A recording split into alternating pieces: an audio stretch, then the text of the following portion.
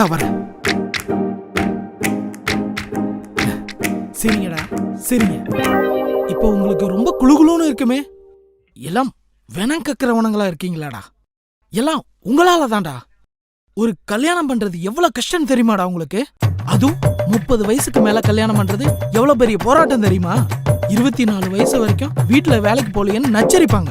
28 வயசுக்கு அப்புறம் கல்யாணம் ஆகலன்னா எப்பவுமே ஆவாதுன்னு எச்சரிப்பாங்க.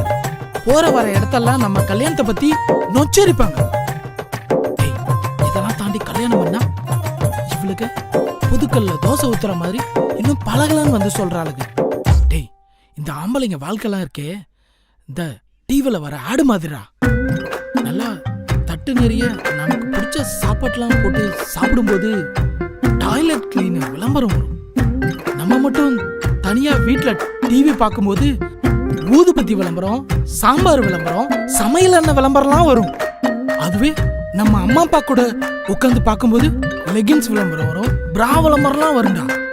கடைசி வரைக்கும் ஆம்பளைங்க வாழ்க்கலாம் அவன் ஆசைப்பட்ட நேரத்துல கிடைக்கவே கிடைக்காதுடா. அப்படியே வேலிடிட்டி முடிஞ்சதுக்கு அப்புறம் கிடைச்சிருச்சுன்னு வச்சுக்கோ. ஏன்